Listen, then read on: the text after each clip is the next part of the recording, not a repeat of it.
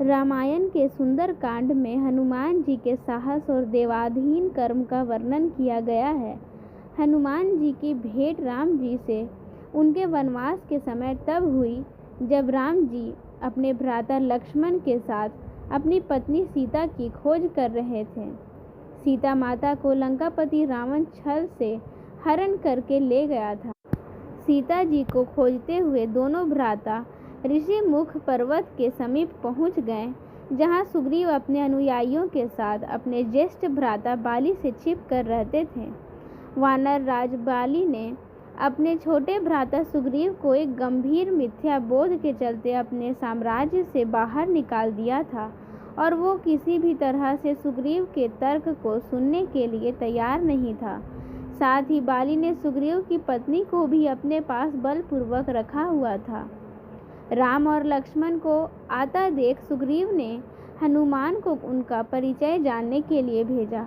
हनुमान एक ब्राह्मण के वेश में उनके समीप गए। हनुमान के मुख से प्रथम शब्द सुनते ही श्री राम ने लक्ष्मण से कहा कि कोई भी वेद पुराण को जाने बिना ऐसा नहीं बोल सकता जैसा इस ब्राह्मण ने बोला। राम जी को उस ब्राह्मण के मुख, नेत्र, माथा, भाव या अन्य किसी भी शारीरिक संरचना से कुछ भी मिथ्या प्रतीत नहीं हुआ। राम जी ने लक्ष्मण से कहा कि इस ब्राह्मण के मंत्रमुग्ध उच्चारण को सुन के तो शत्रु भी अस्त्र त्याग देगा। उन्होंने ब्राह्मण की और प्रशंसा करते हुए कहा कि वो नरेश निसंकोच ही सफल होगा जिसके पास ऐसा गुप्तचर होगा। श्री राम के मुख से इन सब बातों को सुनकर हनुमान जी ने अपना वास्तविक रूप धारण किया और श्री राम के चरणों में नतमस्तक हो गए। श्री राम ने उन्हें उठाकर अपने हृदय से लगा लिया।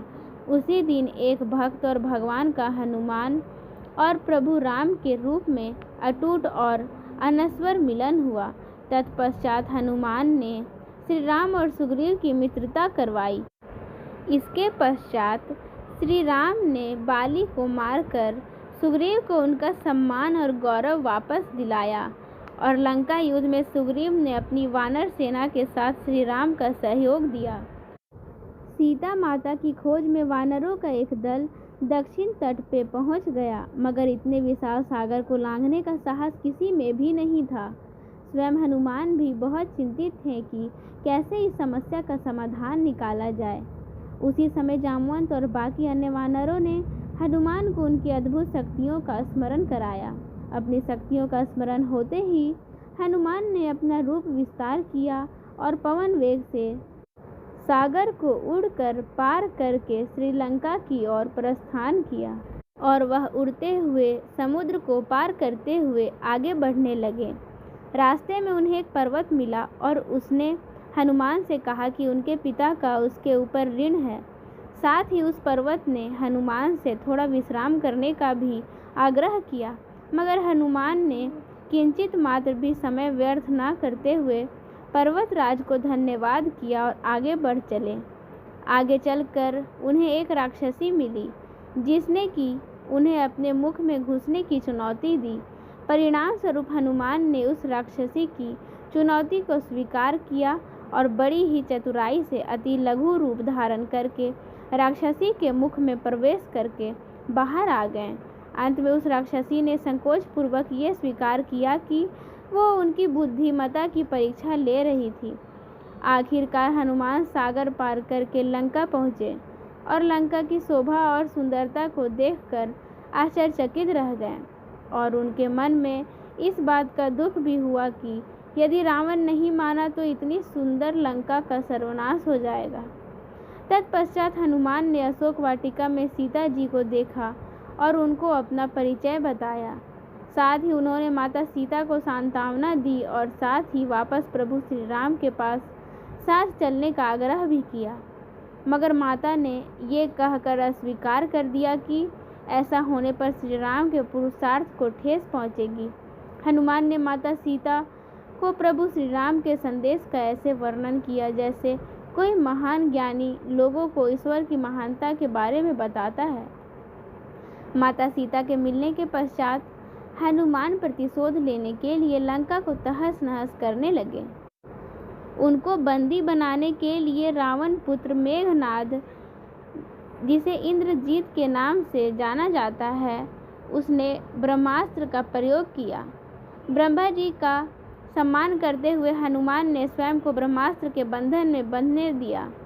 साथ ही उन्होंने विचार किया कि इस अवसर का लाभ उठाकर वो लंका के विख्यात रावण से मिल भी लेंगे और उसकी शक्ति का अनुमान भी लगा लेंगे। इन्हीं सब बातों को सोचकर हनुमान ने स्वयं को रावण के समक्ष बंदी बनकर उपस्थित होने दिया। जब उन्हें रावण के समक्ष लाया गया तो उन्होंने रावण को प्रभु श्री राम का चेतावनी भरा संदेश सुनाया और साथ ही ये भी कहा कि यदि रावण माता सीता को आदरपूर्वक प्रभु श्री राम को लौटा देगा तो प्रभु उसे क्षमा कर देंगे। क्रोध में आकर रावण ने हनुमान को मृत्युदंड देने का आदेश दिया, मगर रावण के छोटे भाई विभीषण ने ये कहकर बीच बचाव किया कि एक दूत को मारना आचार संहिता के विपरीत है। यह सुनकर रावण ने हनुमान की पूंछ में आग लगाकर आदेश दिया कि इसे भस्म कर दिया जाए। जब रावण के सैनिक हनुमान की पूंछ में कपड़ा लपेट रहे थे, तब हनुमान ने अपनी पूंछ को खूब लंबा कर लिया और सैनिकों को कुछ समय तक परेशान करने के पश्चात पूंछ में आग लगाने का अवसर दे दिया। पूंछ में आग लगते ही हनुमान ने बंधन मुक्त होके लंका को जलाना शुरू कर दिया और अंत में पूंछ में लगी आग को समुद्र में बुझाकर वापस प्रभु श्री राम के पास चले गए। लंका युद्ध में जब लक्ष्मण मूर्छित हो गए थे, तब हनुमान जी को द्रोणागिरी पर्वत पर से संजीवनी बूटी लाने भेजा गया, मगर वो बूटी को भली भांति पहचान नहीं पाए और पुनः अपने पराक्रम का परिचय देते हुए वो पूरा द्रोणागिरी पर्वत ही रणभूमि में उठा लाए और इसके परिणाम स्वरूप लक्ष्मण के प्राण बच गए। भावुक होकर श्री राम ने हनुमान को हृदय से लगा लिया और श्री राम ने हनुमान जी से कहा कि हे हनुमान, तुम मुझे भ्राता भरत की भांति ही प्रिय हो। भगवान हनुमान का पंचमुखी अवतार भी रामायण युद्ध की ही एक घटना है। अहिरावण, जो कि काले जादू का ज्ञाता था, उसने राम और लक्ष्मण का सोते समय हरण कर लिया और उन्हें विमोहित करके पाताल लोक में ले गया। उनकी खोज में हनुमान भी पाताल लोक में पहुंच गए। पाताल लोक के मुख्य द्वार पर एक युवा प्राणी मकरध्वज पहरा देता था, जिसका आधा शरीर मछली का और आधा शरीर वानर का था। मकरध्वज के जन्म की कथा भी बहुत रोचक है। यद्यपि हनुमान ब्रह्मचारी थे, मगर मकरध्वज उनका ही पुत्र था। लंका दहन के पश्चात जब हनुमान पूंछ में लगी आग को बुझाने समुद्र में गए तो उनके पसीने की बूंद समुद्र में गिर गई। उस बूंद को एक मछली ने पी लिया और वो गर्भवती हो गई। इस बात का पता उस मछली को चला उस वक्त तक वह अहिरावण की रसोई में आ चुकी थी। रसोइयों द्वारा जब मछली को काटा जा रहा था, तब उसके पेट से जीवित बचे उस विचित्र प्राणी को निकाला गया।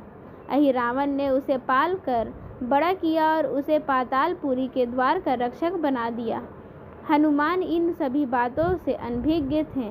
यद्यपि मकरध्वज को पता था कि हनुमान उसके पिता हैं, मगर वो उन्हें पहचान नहीं पाया, क्योंकि उसने पहले कभी उन्हें देखा नहीं था।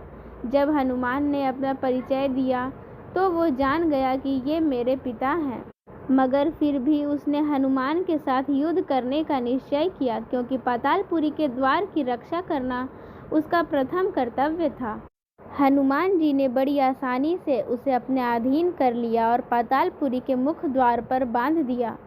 पातालपुरी में प्रवेश करने के पश्चात हनुमान ने पता लगाया कि अहिरावण का वध करने के लिए उन्हें 5 दीपकों को एक साथ बुझाना पड़ेगा। अतः उन्होंने पंचमुखी अवतार श्री वराह, श्री नरसिम्हा, श्री गरुड़, श्री हयग्रीव और स्वयं धारण किया और एक साथ में 5 दीपकों को बुझाकर अहिरावण का अंत किया। अहिरावण का वध होने के पश्चात हनुमान ने प्रभु श्री राम के आदेशानुसार मकरध्वज को पातालपुरी का नरेश बना दिया। युद्ध समाप्त होने के साथ ही श्री राम का 14 वर्ष का वनवास भी समाप्त हो चला था। तभी श्री राम को स्मरण हुआ कि यदि वो वनवास समाप्त होने के साथ ही अयोध्या नहीं पहुँचे तो भरत अपने प्राण त्याग देंगे। साथ ही उनको इस बात का भी आभास हुआ कि उन्हें वहां वापस जाने में अंतिम दिन से थोड़ा विलंब हो जाएगा। इस बात को सोचकर श्री राम चिंतित थे, मगर हनुमान ने अयोध्या जाकर श्री राम के आने की जानकारी दी और भरत के प्राण बचाकर श्री राम को चिंता मुक्त कर दिया।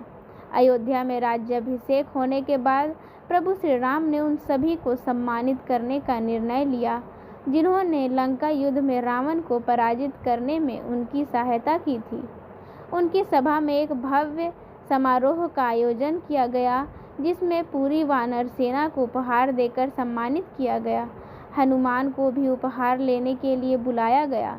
हनुमान मंच पर गए, मगर उन्हें उपहार की कोई जिज्ञासा नहीं थी। हनुमान को ऊपर आता देखकर भावना से अभिप्लुत श्री राम ने उन्हें गले लगा लिया और कहा कि हनुमान ने अपनी निश्चल सेवा और पराक्रम से जो योगदान दिया है उसके बदले में ऐसा कोई उपहार नहीं दे सकता जिससे इसे पूरा किया जा सके। मगर अनुराग स्वरूप माता सीता ने अपना एक मोतियों का हार उन्हें भेंट दिया। उपहार लेने के उपरांत हनुमान माला के एक एक मोती को तोड़कर देखने लगे। ये देखकर सभा में उपस्थित सदस्यों ने उनसे इसका कारण पूछा तो हनुमान ने कहा कि वो ये देख रहे हैं मोतियों के अंदर उनके प्रभु श्री राम और माता सीता है कि नहीं। क्योंकि वे दोनों इनके अंदर नहीं हैं तो इस हार का उनके लिए कोई मूल्य नहीं है। ये सुनकर कुछ लोगों ने कहा कि हनुमान के मन में प्रभु श्री राम और सीता के लिए उतना प्रेम नहीं है जितना कि उन्हें लगता है। इतना सुनते ही हनुमान ने अपनी छाती चीर के लोगों को दिखाई और सभी ये देखकर स्तब्ध रह गए कि वास्तव में उनके हृदय में प्रभु श्री राम और माता सीता की छवि विद्यमान थी। इस प्रकार भगवान हनुमान के रामायण युद्ध में की गई पूरी कथा का वर्णन है। भगवान हनुमान की पूरी भूमिका का वर्णन इस वीडियो में विस्तार से बताया गया है। जय श्री राम।